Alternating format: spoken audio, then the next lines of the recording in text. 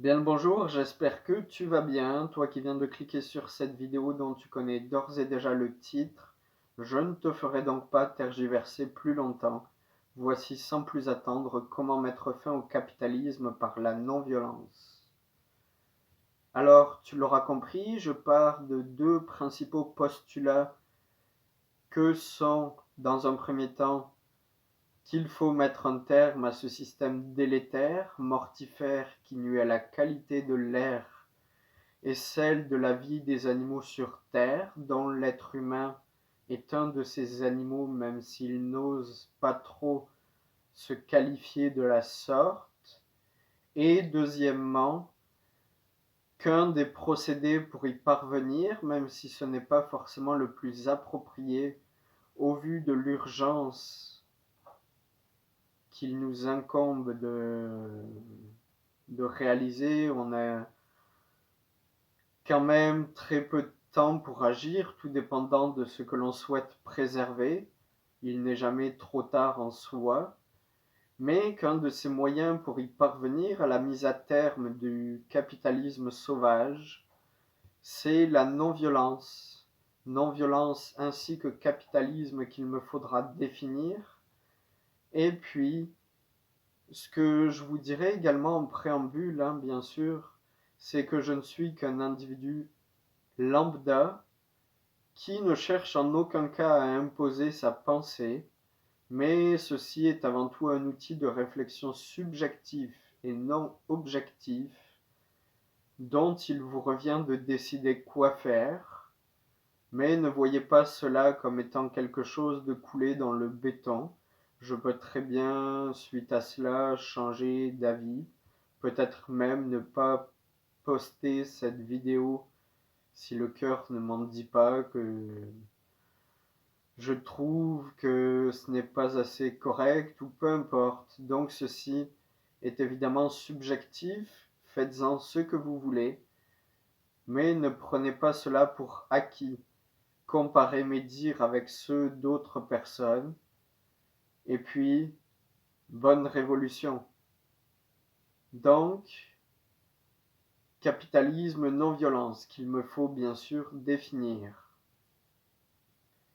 Je commencerai par le capitalisme en disant que celui-ci apparaît à la toute fin du XVe siècle, les années 1400, avec les grandes découvertes, Christophe Colomb, tout ça, et puis la découverte du continent que l'on nommera par la suite continent américain, en hommage à un géographe italien, peu importe, enfin oui, il importe, mais ce n'est pas la question du jour, ce n'est pas assez important pour que je m'attarde sur la question.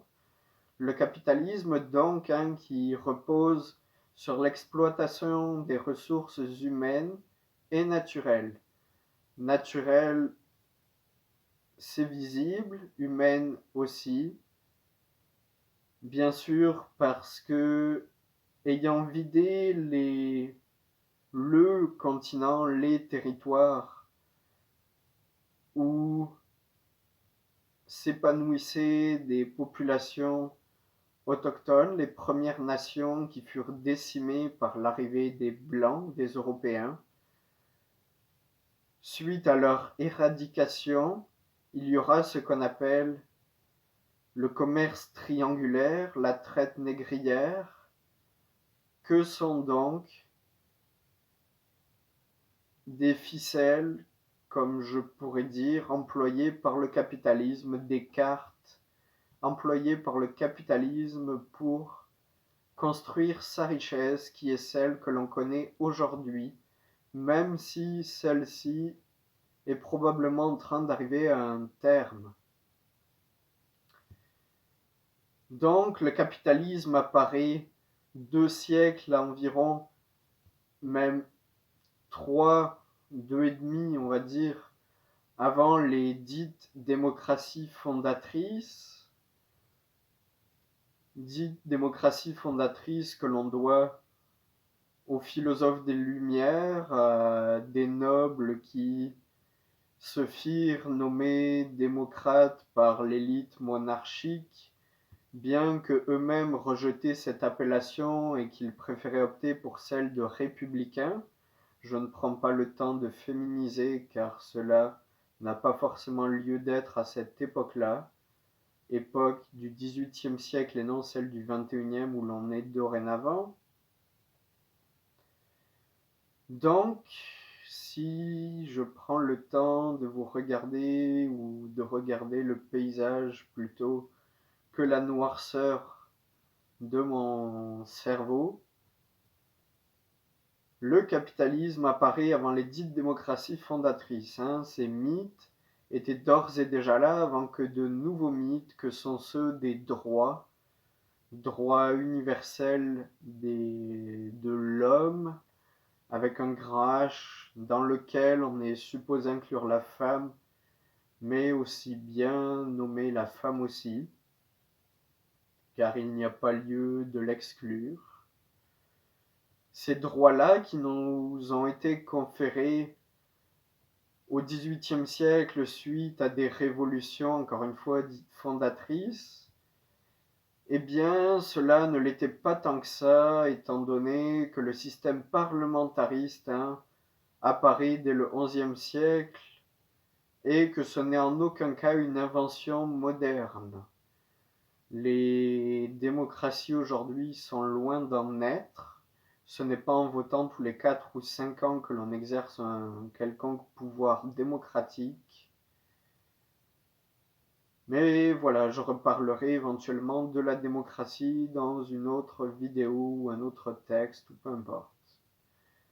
Donc le capitalisme, son principal, sa principale figure de proue, c'est qu'il se base sur l'exploitation des ressources autant humaines que naturelles.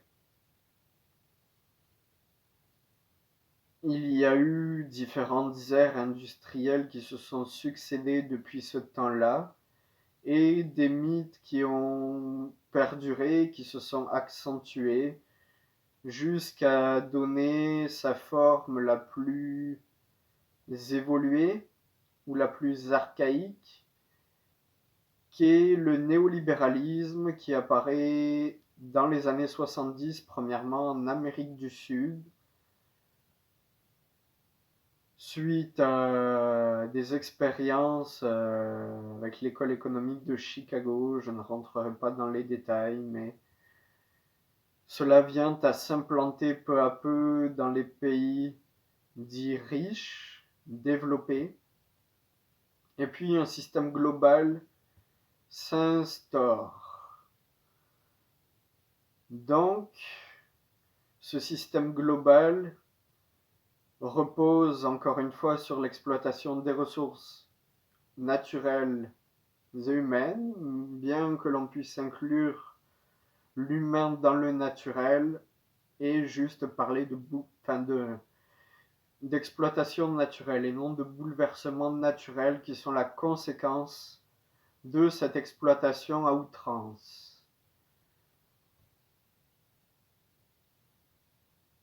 Ce système n'est donc pas viable. Il va arriver à un terme sûrement prochainement, bien que certaines personnes qui se meuvent derrière des entités multinationales, États ou autres, qui participent à ces dérèglements, cette exploitation sans fin, bien qu'elle arrive à une fin, comme je suis en train de le dire. Tout ceci n'est pas viable. Il faut donc y mettre un terme.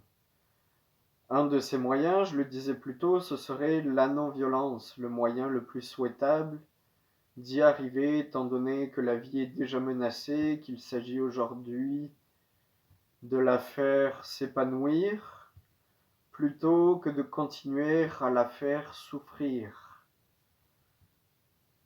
Alors, je vais rentrer davantage dans le vif du sujet. Répondre donc de manière subjective à cette question que j'ai moi-même posée, que peut-être, et même avec un degré de certitude proche de 100%, que d'autres se demandent aussi, comment alors mettre un terme au capitalisme par la non-violence. Alors, je ne vous apprends rien, vous avez sûrement déjà entendu l'adage diviser pour mieux régner. Évidemment, c'est l'élite qui nous divise pour mieux régner, le 1% ou même 0,1% qui nous divise, nous, personnes de la majorité, pour mieux régner. Comme le disait Martin Luther King, c'est le socialisme pour les riches et c'est le capitalisme sauvage pour les pauvres. Ce qu'il voulait dire par là, c'est qu'il y a une certaine cohésion parmi cette élite oligarque, plutocrate, qui nous règne, alors qu'elle n'a en soi aucune légitimité à le faire, malgré le fait qu'elle obtienne assez de votes dans ce système pour être à notre tête quand élection il y a.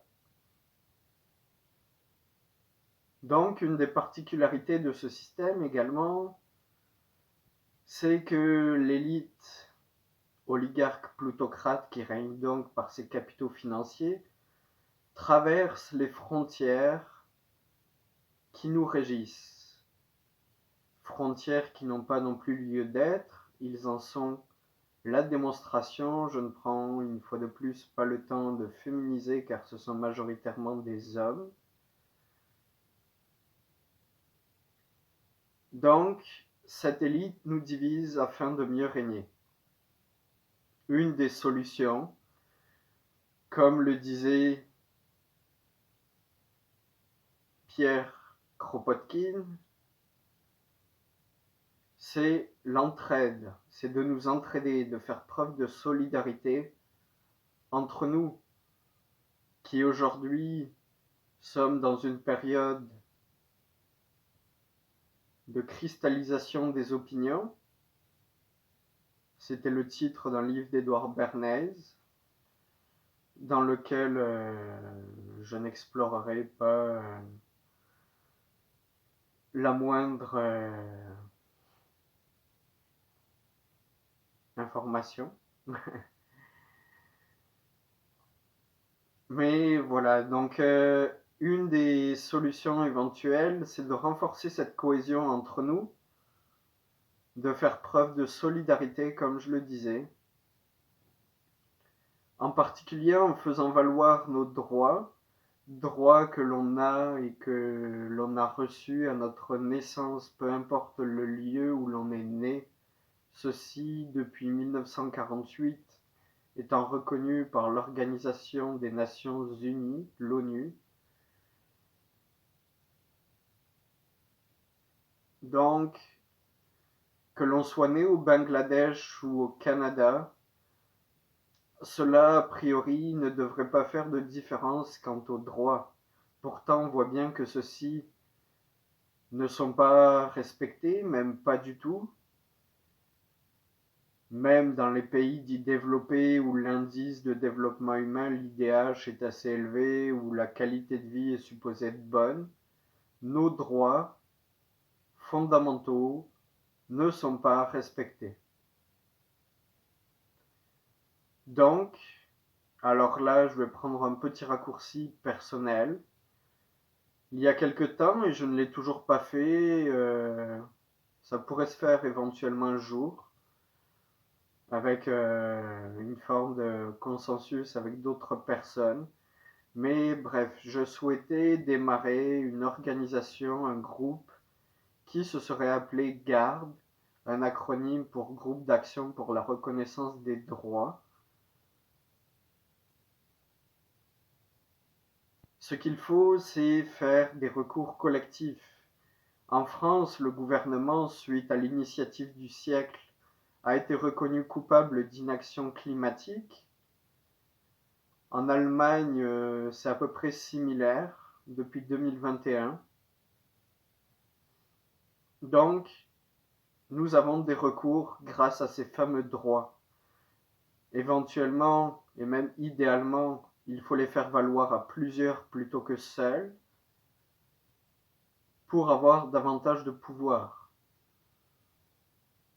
Alors, si je prends l'exemple ici au Canada, au Québec, c'est la tête couronnée ici, Charles, depuis très peu de temps,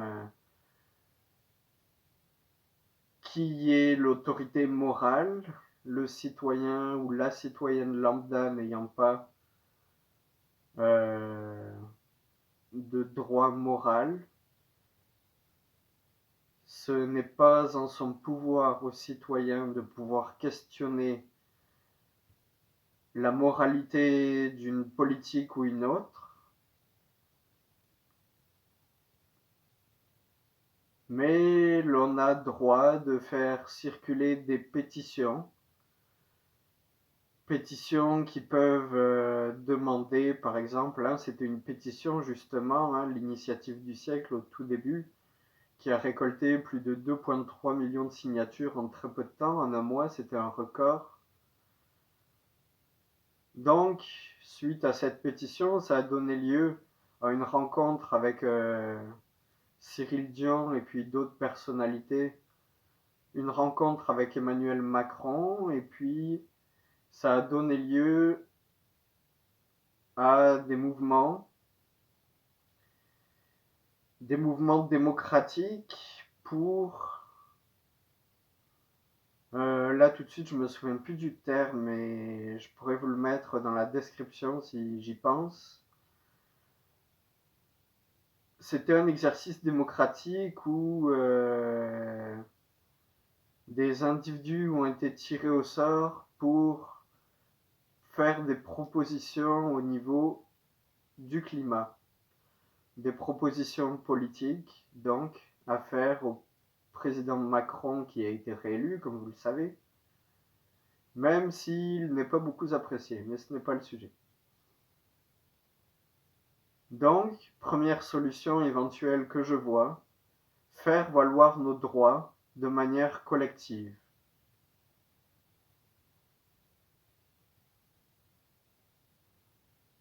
Deuxièmement, ce qu'on peut faire de manière non violente, hein, car c'est ici l'objectif, c'est de changer notre mode de vie.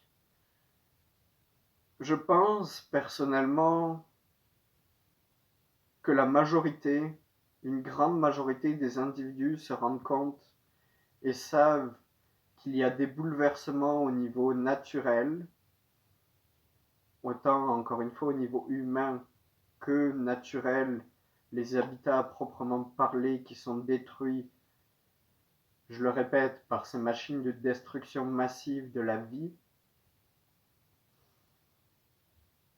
Une autre des solutions que j'envisage, que j'essaye personnellement de développer avec une communauté ici, sans être sectaire ou quoi que ce soit, c'est pas la question, mais c'est de prôner différents modes de vie.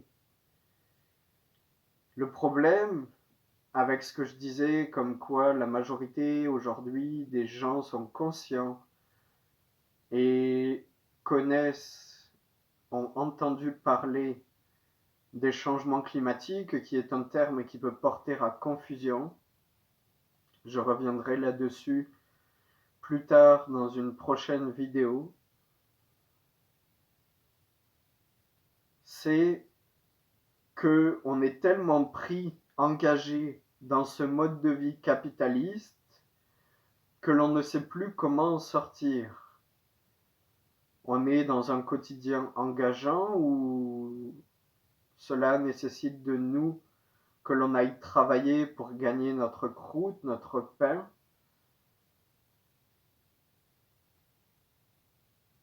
Et qu'en dehors de cela, on n'a plus le temps pour des activités militantes ou plus intellectuelles ou peu importe. Évidemment, ce n'est pas le cas de tout le monde. Il y a bien sûr des personnes qui sont nées avec une cuillère en argent dans la bouche, comme on dit. Et puis d'autres personnes qui souhaitent se dissocier de ce système en prônant d'autres formes de vie, d'autres formes de mode de vie.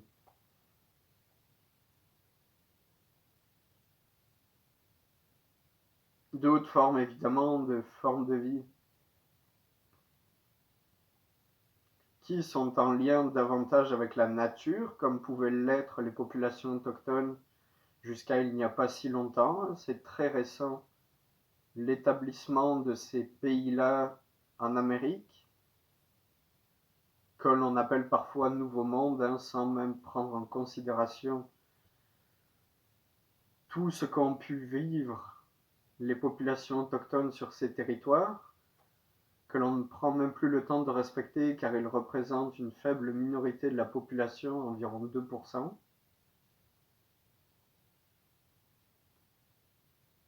Donc, solidarité en faisant valoir nos droits, puis mettre en place des alternatives, même si ce n'est pas toujours facile, qu'on a toujours besoin de travailler souvent pour subvenir à nos besoins primaires, dont on ne peut réellement se dissocier.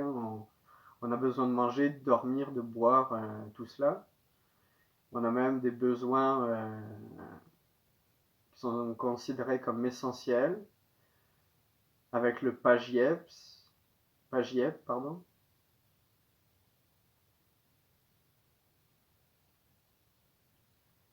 Le PIDESC, pardon, pas le PAGIEP, désolé. Le pacte international pour les droits économiques et culturels. Le PAGIEP, il y a encore autre chose. Mais... Bref. Donc, deux solutions que je vois là à brûle-pourpoint. Et puis, également, une autre façon, c'est de dénoncer. Alors évidemment, en faisant valoir nos droits de manière collective, c'est une manière de dénoncer ce système, mais c'est d'en parler à nos voisins, à nos proches, aux individus qu'on est amené à croiser. C'est de dénoncer ce système en apportant évidemment des solutions qui sont encore une fois subjectives, mais critiquer pour critiquer, cela n'a pas forcément beaucoup... Enfin, cela ne dégage pas nécessairement beaucoup d'énergie positive, mais plutôt des énergies négatives. Le but est d'élever les énergies entre nous, d'élever nos énergies de manière collective, sans avoir recours à des procédés artificiels comme la consommation immédiate d'objets, qui procurent une sensation de plaisir, qui sécrète en nous de la dopamine et puis qui nous rendent d'une certaine façon accros.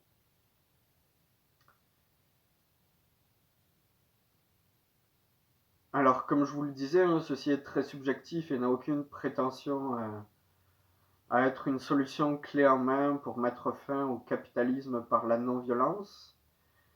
Je n'ai pas vraiment pris le temps de définir la non-violence, qui est un concept facilement compréhensible, mais cette notion-là peut être remise en question dorénavant avec l'urgence, comme je le disais plus tôt, qu'il nous incombe de réaliser parce que nous sommes confrontés à court terme à des changements brutaux.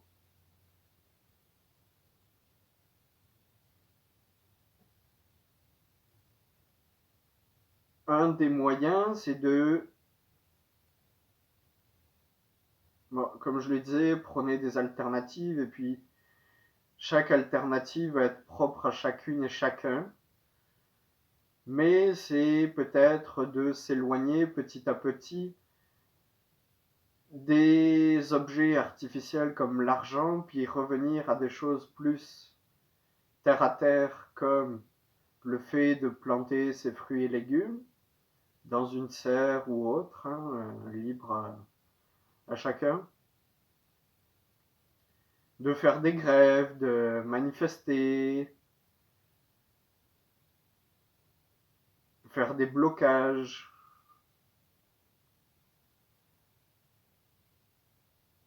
Donc voilà, comme je le disais plus tôt, hein, ceci ne se voulait pas exhaustif, complet, puis j'arrive à terme de cette vidéo-là, donc j'espère que ça vous aura plu. J'en ai pas dit beaucoup, mais voilà, donc au plaisir d'échanger avec vous, de vous retrouver dans de prochaines vidéos. Et puis, c'est tout. Donc à bientôt. Ciao, ciao.